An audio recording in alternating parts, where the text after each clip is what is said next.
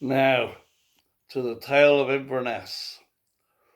It's a bit of a long one, really. But our leader knew of a campsite he stayed before, Chris. So we headed for there. On getting there, it was frickin' lashing down. The raindrops were big. We were piss wet through. We quickly started putting our tents up. I had no choice. Jeff's tent was duck pole.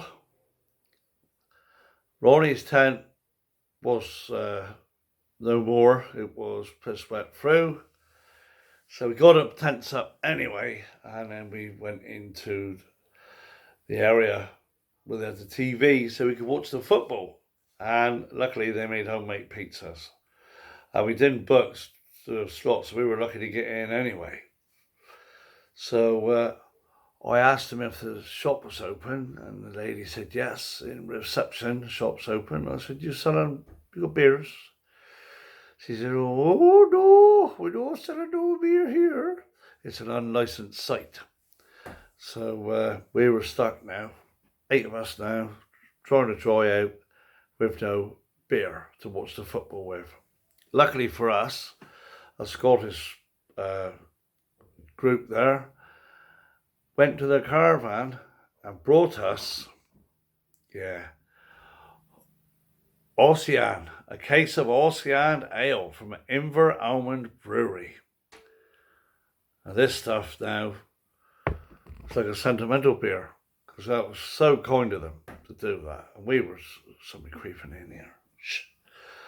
We were soaking, all deflated, but that picked us up. After we had our pizza and all, we were like after a rainy day at work, you'd go to the pub and dry off like old times. Dirty pint, as Dasher would say.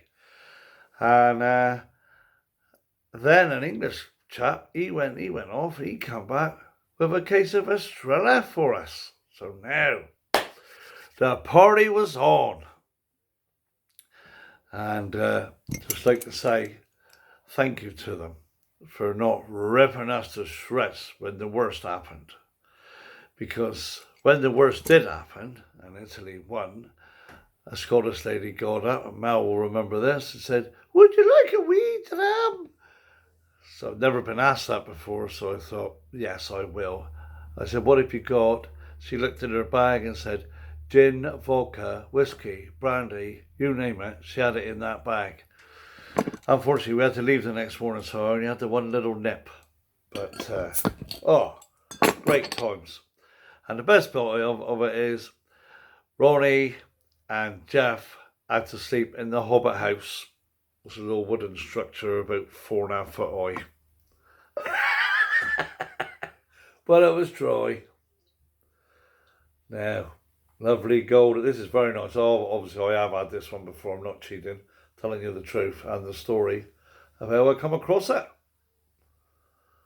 So there. If ever you're in Inverness, look up Ard Tower campsite and they'll remember the crazy bikers. Slajavar.